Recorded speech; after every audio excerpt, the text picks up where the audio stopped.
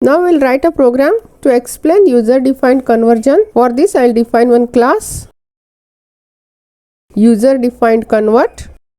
Then I will define one integer variable and I will declare a constructor with one parameter, and I will assign this dot I equal to I. And in another class main method I will create object for this class and I will pass value to it as a constructor parameter. Then I will define one integer variable, and if I try to assign I equal to u, it will generate an error. That is, it will give an error cannot implicitly convert the type. For this, here we will define user defined conversion. So I will write public static implicit operator. I will give class name and I will pass integer variable as a parameter.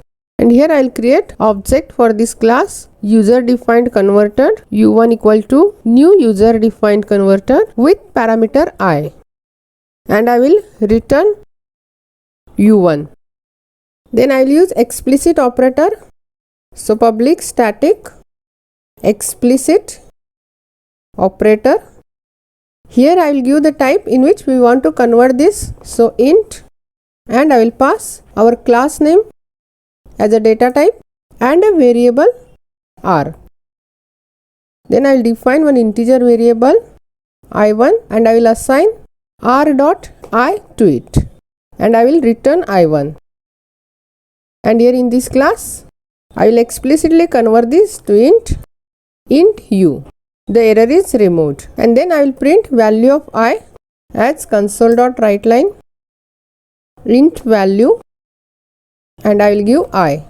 And if I execute this, it will print int value 7. If we want to change it to float, I will use this same, and instead of int I will use here float, and here also I will give float. Then I will define one float variable f, and I will explicitly convert to float, and I will give the class object u, and then I will print float value as f, and I execute.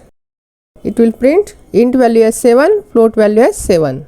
You can convert it to double also, as here I will change it to double, and here also I will give double, and here I will define d and I will explicitly convert it to double, and here I will give d, and if I execute, it will print int, float and double value.